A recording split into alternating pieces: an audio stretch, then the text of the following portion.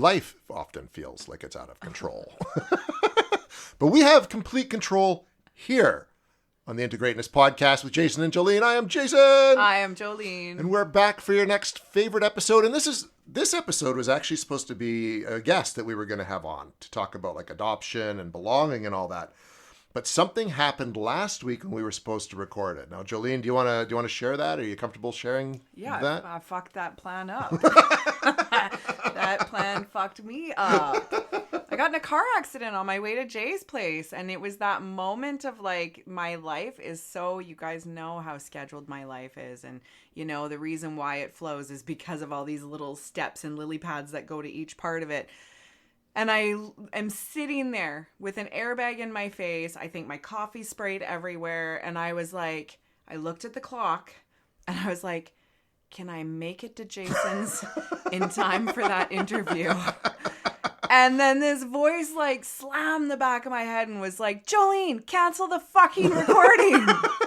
See, your brain works like mine, though. First thought is like, I got to do what I promised I would do. How do my job, right? Right? Like, yeah. So do you know what I did on the side of the road that moment? I texted you first and foremost. That's right. To cancel the appointment. Then you know what else I did? What? I fucking called Pilates to tell them I wouldn't be at my classes that day. I was so pissed because I had 2 classes booked. I was really excited to finally have that time for myself, and I had to cancel. And then they charged me for it. Those assholes. I know. I was like, I called you because I was hoping you'd waive the fucking fee. So anyways, that is why we did not record the guest episode. And, you know, I actually believe that one's going to come in good time because of what you messaged me the night before. Right. I was like, that needs to drop at a slightly different time for us, I guess. Yep. But the idea of being out of control, since that moment, obviously many things in my life have been out of control. I had no vehicle, so I've got this rental. Everything's relying on hearing back from ICBC. Now I'm like panicked in terms of how do I find a new vehicle? I haven't had payments forever. Everything feels out of control, including all the things I'm navigating at the same time of it. The other thing that highlighted for me was, oh, right, I've been there, done that before. And I have had an accident before. I've talked about it on here, right? So I instantly was like, I do not want any of this coming up as old memory and sticking around. So I started EMDRing through stuff. And again, I'm very aware of like what's old stuff popping its head in this, you know, revisit of the PTSD I had from my previous accident. And it has been a bit of a trip. Isn't it funny how when you have something similar happen to before, how all that stuff, I mean, it's not funny, but all the past just you think you've dealt with all this shit from before. Like I had a bad accident in 2005. And it brought back stuff from when I had a minor accident back in like 1995. You know what I mean? But it just brings little things up. And since then, I don't have a lot of fears, but one would be having another accident that's bad and then having all that crap come back up again, right? That was my biggest thing. There was a lot of grief. Like it stole a lot of life satisfaction from me. And it was a really stressful time for like a 9-year period. And I was like, I cannot go back there. I'm finally free of that, like what was chronic pain at a young age. Like I was in my early 20s. And so there's a lot of like fear and kind of anticipation around that, just in terms of like, fuck no, I don't want that, right? But then, you know, looking at other things that have felt like fairly out of control for quite a bit lately. Like and it was funny because I went into work the next day, because of course I'm just picking up where I left off.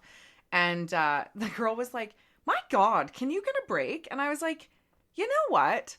Thank you for that, because I don't want to feel like the person who's saying that, but every single day I try and get into work or whatever I'm doing, something gets derailed for like 12 or 13 weeks. I swear, twice a week, one of my kids is saying they're sick.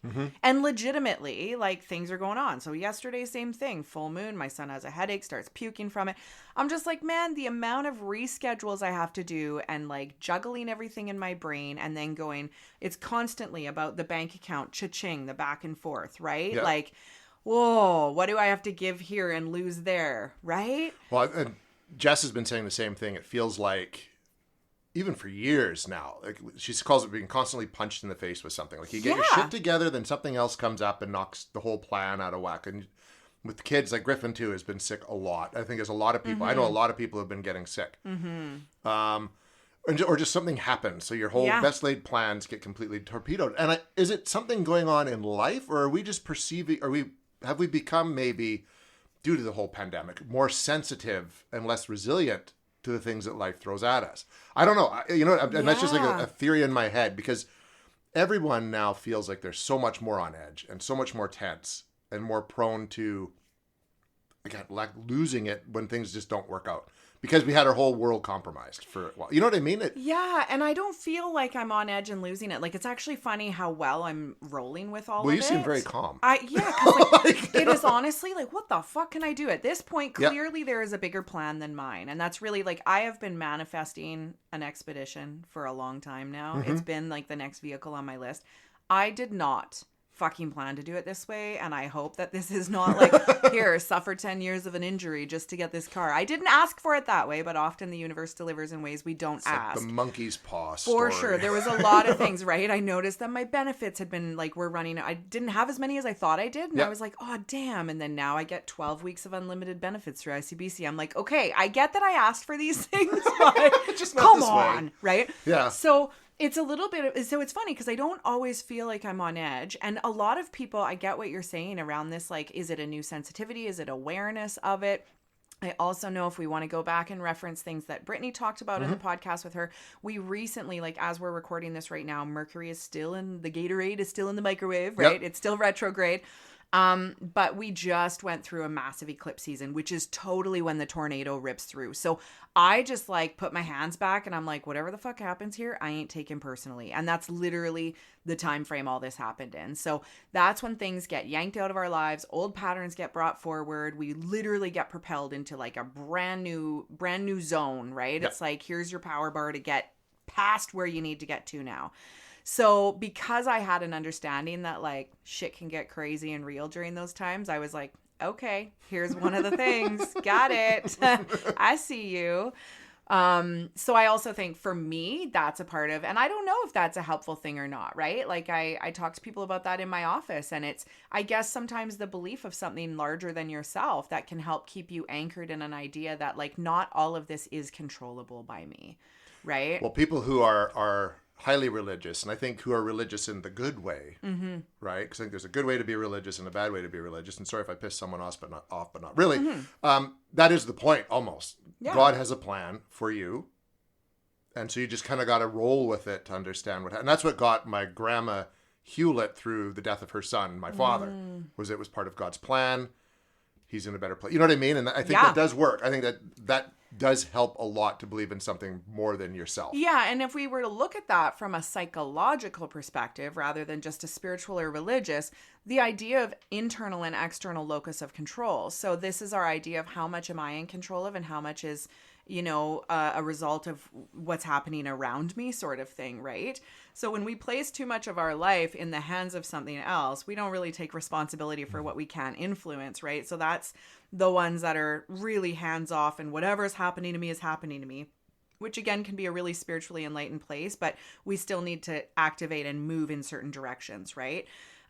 So this idea of, okay, I get that these are things I can take care of and be responsible for, but in the larger scheme of things, there is something bigger than myself, which now means I'm kind of off the hook for going into this really intense place of like, how can I fix it? How can I fix it? Right? Because when we feel out of control, that's essentially like all of us, like high anxiety, rushing around, worried, constant overthinking kind of people. That's really what the idea is. I'm out of control, so I'm trying to control everything around me so I can keep myself regulated and calm inside and control what's happening in my world so I don't have to over-respond.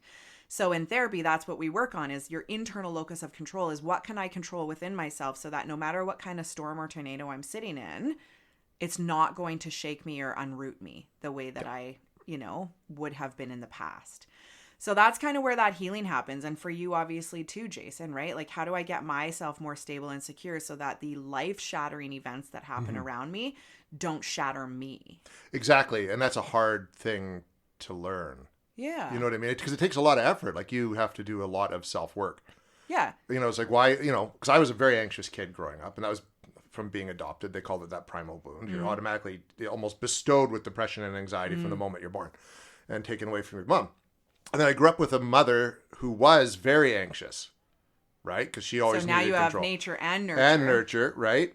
And I think that's what drove her to eventually have a stroke, right? And completely done. Anyway, so there's a whole bunch that went on there, but it's the realization that you can't. It's like that old saying: the only thing you can control in life is your reaction to it. And that was a hard lesson for me to learn. And I think there's still days where I'm not there, like, fuck. right? Like not even close. But it's amazing how much better I feel I'm coping with life because there's only so much I can take care, like, manipulate to my advantage, whatever you want to call it, right? Yep. Yeah, there's a lot of things I would have, even just looking last week, that I would have proactively been trying to take care of. And I was like, I can't do anything until I hear back from this or hear back from that. Okay, I'm just going to sit in the in-between then. Yeah, and learning how to be okay with that. See what unfolds. And you know what helps? So here's the difference. When I went through my first accident, I didn't have kids. So I was not distracted. I was not forced to do certain things. Now I was like literally just at the same physical pace that I was always at. And it's just, again, more painful doing it. But my kids still needed me. I still had to drive my son to Vernon in a couple days after, and all of these things, right? So there's also this idea of like, I can't stop and stew in it because I literally have to move on to the next thing. Like I can't even sit and ponder in that space sometimes, right? So sometimes that level of distraction is okay. And it's not that I'm bypassing it, I'm moving through it. And there's space to heal and find the moments in all of those times and stuff too, right? As that unfolds. And I think we naturally do that in times of our life, because if we are not in a place of safety, we're not going to sit and heal. We don't heal in places where it's unsafe. So in acute grief, in that like initial stage when it is so raw and you've got paperwork and you've got planning of funerals to do and all of this stuff, like that's not where we sit and heal, right? We don't heal in the fucking battle zone. We heal once we make it home to our loved ones and there's no threat around us. So this is not my healing time, right? No, it's not. This is my move through until I get a new vehicle, until I figure out what that looks like financially, until I get a hold of like whatever's happening physically for me. I'm not healing. I'm still in like activation. You're in survival mode. Absolutely. So recognizing some of those pieces there and that sense of like being out of control. So if we prepare ourselves, if we consider ourselves to have multiple tools to manage whatever sort of emergency comes up, right? It's like people who travel with first aid kits or toolboxes in their car, right? They don't know what they're going to need them for, but the likelihood that they can then respond better than someone who didn't, perfect. Yep. That's kind of what these skills are in our life. So it's funny because when we roll back and you were like, we need to do a lot of self-work to get to this place. In my head, I was like, I know, but like, it's so easy to say the word self-work, but what the fuck is it? And I don't really know what it is, but usually, and what you guys have heard throughout this podcast is usually it's like the game changer moment in your life. It's a game changer moment. We have plenty of them, but it's almost, people use the term rock bottom. I don't think it always has to be a rock bottom, but it has to be a pivotal point where we're required to do something different because what we were doing, that outcome wasn't working anymore or something, or we're entirely forced to do something different. So in my case with this most recent accident, it was like, well, fuck, I had to ask for help and I'm still struggling like crazy for that. But yeah, like that was the first thing. I was like, Kevin, I just had an accident. I need a tow truck. That was my third contact. My third contact, right? Yeah. So, looking at some of those things and then going, okay, what can I do differently this time that I maybe didn't have the opportunity to do the previous time? Because it's not always that we didn't do it the first time. Sometimes the opportunity wasn't there, right? Like I went through that accident as a single person. And, I feel just physical proximity like a single person navigating all of this again, right? But hypothetically, I'm not. So there's different things like that and how to utilize things differently when they come up. And, when we go back and see previous times in our lives that flash forward again, I get to see this in my office a lot. It's pretty classic in people's stories. Something will present itself once there's been specific healing around something and they get a second chance to do it, right? And kind of like when I gave you the Christmas sweater, right? I was like, here's a new way we can write this. And I always tell people it's like that glass analogy, and I've referenced this in one of the other podcasts that we did. But if you break a glass and you clean up all of the glass, and then I always like pick up the big pieces, then use wet paper towel, and then vacuum it and get all the glass shards off. And then it's like 6 months later, you're moving the couch and you find that piece of glass. It doesn't mean you didn't clean the glass up. It just means there was a piece hidden somewhere that didn't need to be found yet or wasn't found yet. And that's simply kind of what that old stuff from my accident would be coming up. And again, we hold so much in our bodies. Usually this is coming out through physical illness, physical ailments. I even was talking to the ICBC lady. She's like, I'm glad you really know what you're talking about here. And I was like, well, I do, because I understand this from before, but also clinically. But like often car accidents or any kind of physical accident from work or whatever, they are the Trojan horse to where everything has been held, right? Yeah. I've talked about that, when my kids experienced grief with our cat passing away, all of a sudden they had a place to actually share all the grief of like their parents separating, and COVID and lots of different things. So that's also what happens with our body is we're kind of like, there will be a part of our body that gets broken open. For you this summer. Right? Yeah, when I was doing the landscaping. Yeah. Yeah. Yeah, it was totally. Whole area of your body that gets broken open to readdress whatever's in there. And it was multiple different things. Oh, hugely. And that's usually what it is. So rarely is it ever going to be one thing. It's just the opportunity for suddenly a whole bunch of shit to kind of come to the surface and work through it, right? Yeah, totally. One thing I found that helped with kind of being able to feel like getting some sense of control over things. There's a Stoic practice called amor fati, so love of fate. So if you're like, oh my God, what happens if this happens, right? You then stop and you spend time meditating on that. You envision the event happening in your head. You envision your reaction to it or the many ways that you can react to it. And by doing that, and then you go, okay, I've done this. I've dealt with the situation in my head. So if that happens, you've already mentally prepared yourself for what you're going to do. Yeah. That scares me a little bit. Does that mean you're manifesting it? No. If this happens, this is these are the ways I can respond. Yeah, it's in a mental preparation It's a mental preparation exercise. Yeah, and that makes a huge difference. Because that's the big thing is, well, how will I react? So then it's like, okay, I'm going to put myself in that space. Yeah.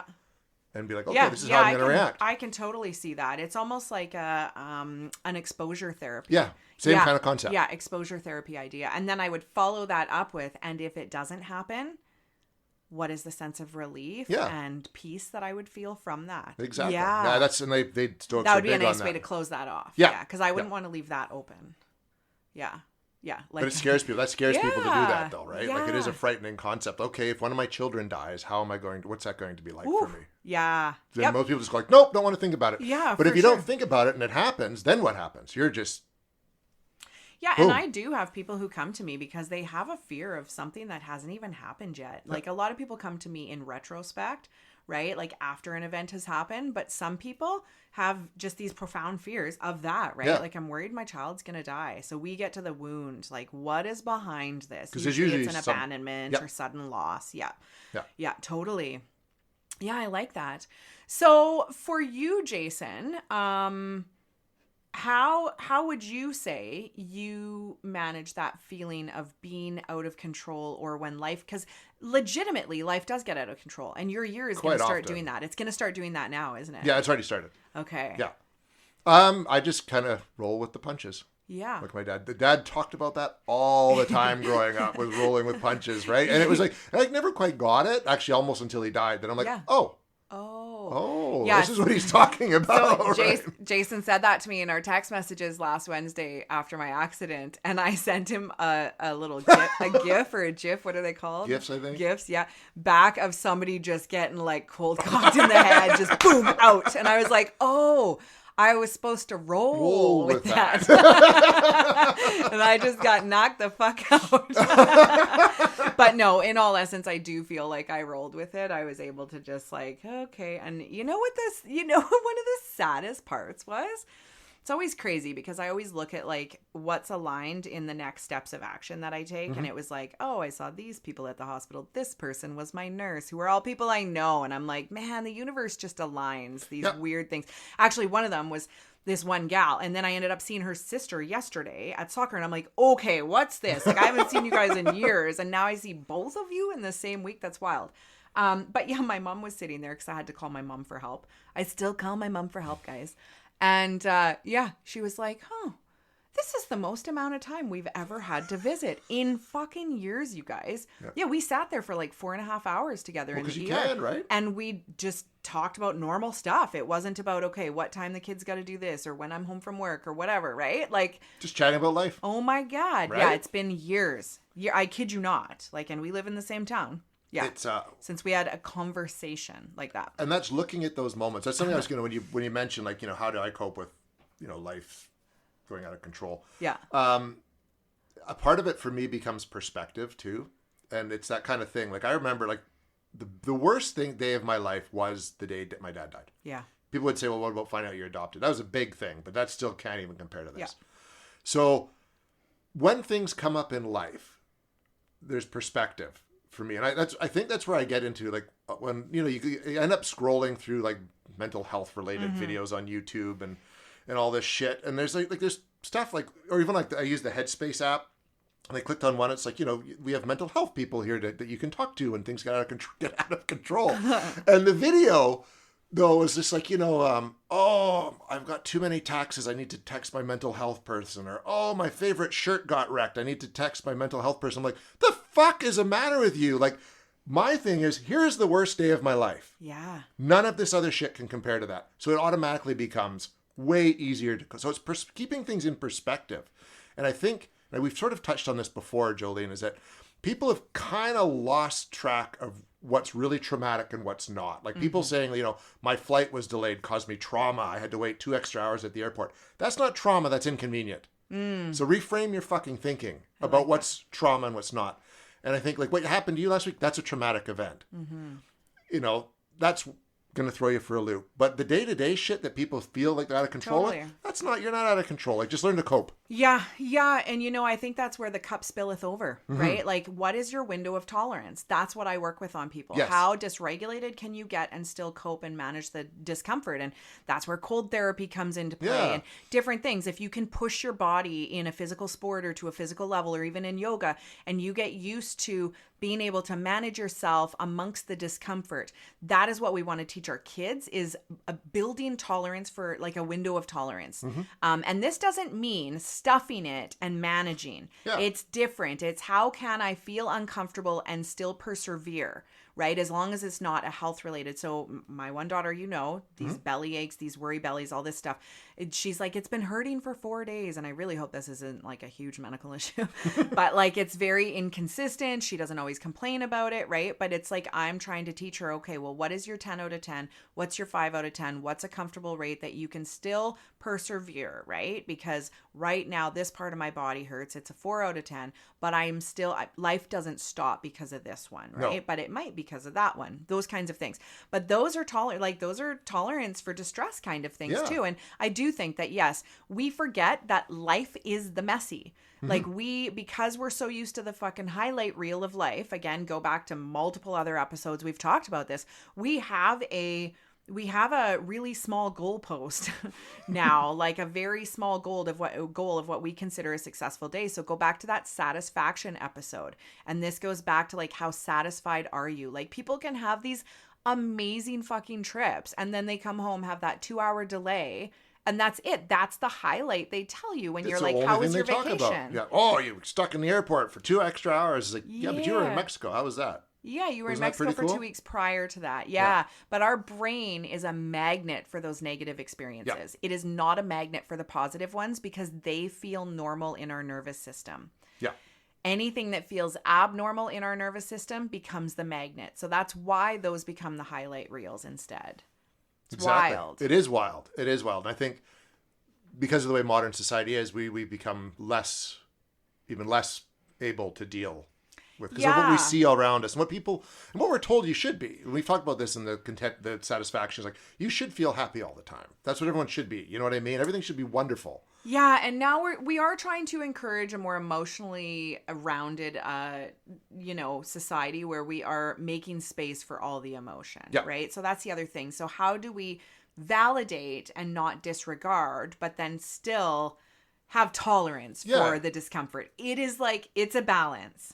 Right. Totally. And I think that's what a big part of self-work is, right? When we look at all of the work we need to do, we recognize within ourselves, okay, what are the things triggered for me here? Is this where I pull in a victim mentality, right? So it was really validating to me when Mariah at the office was like, holy shit, do you get a break? Like when, and I was like, thanks for that. Because that was an old mindset I used to be in my marriage where I really felt like everything was happening to me instead of for me, Yeah. and it kind of was. That's why, right? But in some ways. So I really try and not make that my first response, but I'm like, I really don't want to be a complainer here, but holy fuck, like We're gonna get a all fucking these break. things. Yeah, totally. Right. So it's been really interesting just to kind of navigate a little bit of that and then kind of validate some of those pieces. Right. So sometimes that's what people get to do in my office, validate what is really going on for them, but also recognize, okay, you know what? This doesn't need my time and attention. This is normal life. So I will say to people like, even without the grief or even without this thing happening in your life or your parents separating, this is still an age appropriate thing you would be navigating as a 17-year-old, or this is still a stage appropriate thing you would be navigating in retirement years. That way people go, oh, because sometimes we will take whatever main issue is blocking us in our life or creating like some discord for us, and we'll make it responsible for everything. Yes, we do. And Yeah. it's not, right? Well, we like to have a scapegoat. We do. And that's that external locus of control Yeah. when it's beyond our means, right? Yeah. Yeah. Yeah, we don't ever want to think that it's us, Yeah. maybe. Or that's just the way life is. There's got to be something out there It's trying to me. kill me. Hi, I'm the problem. It's me. Right? Yeah. Yeah. Well, there. I want to end on a bit of an amusing note. Please, yes. It was like just a few days even before you had your accident. It was funny. I've been running for 30 years. Yeah. Never once From fallen what? or From just what? life in general. 51 years running from life. But I've never had like an accident while running. No, did you bail? Oh, I sure did. Oh, shit. On a trail I'd done hundreds of times. Don't make me running laugh, along. it hurts. I'm running along, and it's like literally my foot catches on something. And I go flying, and I do like this combat roll, and I get up, and I just keep running. You rolled. Yeah, I did. I did the whole, like, landed on this whole side, but then I just came, bounced right up, kept running, got home. Like, I'm looking, and I've got blood everywhere. And I'm talking to Jess, and I'm making my protein shake, and I'm shaking the protein shake, and then the top of the protein shake explodes. Boom! And there's protein shake all over the kitchen. And I'm like, I just kind of said out loud, like, I remember when I had a sense of humor about things. Oh my God. But the protein shake was worse than the tumble. Because I was just like, are you fucking kidding? Like, now? That was the straw that broke That the was the camel's straw that back. broke the camel's Oh back. my God. But that was my little... Oh, that hurts so bad Sorry. to laugh. But I just wanted to put that in. That was my traumatic thing of the last That's couple of weeks. Amazingly And it wasn't that bad at all. awful. There was a time, remember when you're a kid, though, and you do like that Oh. face plant and it's like the end of the world? That was just roll, get up, keep Oh going. my gosh. That's my metaphor for life. That's really funny. Oh, I'm sorry that happened, but like It was awesome. It wow. was hilarious. Well, and though. you know, there's something weird about that. Like you totally just like tuck, roll, and go, and then like as you're running, you're probably like, "Did that happen? Did happened. anyone actually see that? How cool would that have been to That'd have see?" been awesome. No one was on the Org Road when that happened. my Like, why is God. no one ever around when cool shit happens? And there's like, I'm kind of sore. Like, you know, towards the end of the run, like I hurdle. I just got an adjustment last week. I'm kind of sore. Again, this is fucked. Like, what? And then the protein shake explodes. And it's like, well, I'm done. Oh my god. So there you go, folks. That's wanted to leave you with a chuckle Just at my mangled. expense, right? Oh, thank you for that. You're Jason. welcome. That wraps up this episode of the Integrateness Podcast. We'll be back next week with your next favorite episode. Until then, I'm Jason. I'm Jolene. Be careful where you step.